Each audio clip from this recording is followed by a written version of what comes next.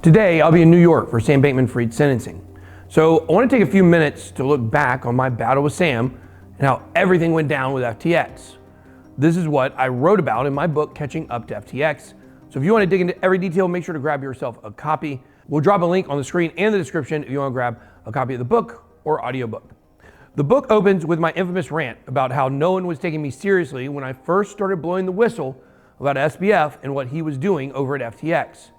Unless you were tuning into the show every day back then, you might have thought that was when my beef with Sam had began. But I had actually been going at him for the whole month leading up to that day. I always had a bad feeling about Sam, but my instincts weren't really confirmed until I crossed paths with him during my crypto lobbying efforts. When I was trying to get my crypto bill passed through DC, Sam was getting a lot of news coverage for his efforts in DC himself. So my team reached out to see if we could join forces and work together for the common good of crypto. We got into contact with Brett Harrison, who was at the time the president of FTX. He forwarded the text of our bill to their policy team, who said they would look at it right away. But then they went silent quickly after that conversation. The FTX head of policy was a former CFTC commissioner named Mark Wetjen. He ghosted us for about 3 weeks, and we started to get a bad feeling that something wasn't quite right. So we asked one of the politicians that we were working with to reach out to them. That politician was a former U.S. Senator from California, Barbara Boxer. When Boxer spoke with the FTX team, they were pitched a different bill, which was actually very bad for crypto. And to add insult to injury, they attempted to poach our politician to support their bill. Luckily, the offer from FTX was shut down, and Barbara came back and told our lobbying company everything. SBF and FTX were basically trying to push for a federal bit license, which would have placed total control of the industry in the hands of the government and effectively killed DeFi. I first raised the alarm exactly a month before my now famous rant on September 20th, just after I learned about what they were doing behind my back. Because we're going to be calling out Sam Bankman-Fried today. I don't represent the people, I don't. I'm the one who does. It's me. I'm the one out here putting the work in behind the scenes, trying to save crypto, while these devils, Sam Bankman-Fried, they're trying to permanently ruin it. This is not about money for me. I hope you guys understand this. I am here fighting for you. That was when I first announced that FTX was dead to me and called for the Bit Squad to take their funds off the exchange. At that point, people thought I was crazy. Sam was one of the most trusted people in the industry, and I was and continue to be one of the most misunderstood. I didn't let up though. I was calling him out on my show, trolling him on Twitter, and even applying pressure through my political contacts. A few weeks later, Sam was forced to respond to all of the allegations about how he was betraying crypto values with the regulations he was pushing. But he basically admitted to everything that I was accusing him of, just with the angle that he knew better than everybody else. This is when his golden boy image started to crack, and then it spiraled out of control from there. Sam's vision for crypto became so controversial that it eventually led to someone leaking an Alameda balance sheet that showed both FTX and Alameda were probably insolvent. I was totally shocked by this because I was following an entirely different thread in my investigation. When I started digging into how FTX and Alameda were operating, I found that there was a massive fraud taking place. There were rumors in the industry for a long time that Alameda was using information from FTX to trade against its customers. And this was later revealed to be true.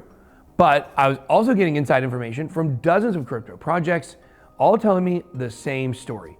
Sam had intentionally sabotaged their launches by taking a ton of their tokens under the pretense of market making and then dumping those tokens on retail, effectively breaking contracts, stealing money, and destroying the reputations of those good businesses. I dig deep into this investigation and get into some of these details in my book. I believe that I'm the only person who's published this information so far.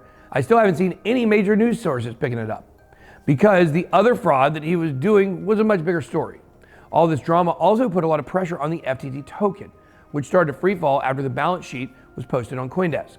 A few days after the story hit the news, Alameda CEO Caroline Ellison finally spoke up to defend the company. In a tweet on November 6th, Ellison said that the balance sheet shown to CoinDesk was incomplete and did not account for more than $10 billion in assets that Alameda owned, but she didn't have any actual evidence or another balance sheet to back that claim up. The market was not convinced, and neither was one of the biggest holders of the FTT token, CZ, the founder of Binance. Just over an hour after Ellison finally responded to the leaked Alameda balance sheet, CZ tweeted that Binance would be liquidating its FTT holdings due to recent revelations. CZ's words carry a lot of weight, so people really started to get nervous and take the situation seriously after he raised his concerns.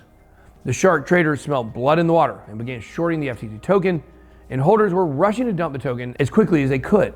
Within an hour of CZ's liquidation announcement, Caroline responded in a public reply offering to buy up all his FTT for $22. She was probably hoping that her offer would show confidence, but it had the opposite effect. People smelled desperation, and everyone started to get suspicious about this $22 price point. Once you put out that number, there was an army of sharks doing everything they could to short that token below $22, just see what would happen. The panic in the market increased, and more people began removing their funds from FTX and selling the FTT token. Within 24 hours, the FTT token traded for under $4, and the exchange stopped processing withdrawals. SBF, who was once the buyer of last resort in previous crashes, was now looking for a bailout himself. He was still keeping up appearances for the public, but behind the scenes, he was desperately reaching out to everyone he could in hopes that he could raise money, even his arch nemesis, CZ. The next morning, SBF announced that FTX would be purchased by Binance, but within a day or two, it was confirmed that CZ pulled out of the deal after getting a look at the books. It looked like FTX was going to go into bankruptcy, and for the first time, it started to look like SBF might end up in jail. I had to figure out what was going on, and it didn't seem like anyone that was able to talk directly with Sam was asking the right questions. So I took a trip down to his compound in the Bahamas and started snooping around trying to get an interview. Next, a crazy adventure unfolded where I spent a few days hunting around the islands for clues and trying to get Sam to come out of his compound for an interview. Now, I'm not going to take the credit, but by the time I was leaving the Bahamas, Sam Bankman-Fried was behind bars. I get into all these crazy stories and investigations in my book, Catch Up to FTX. Make sure to get your copy today. BitBoy out.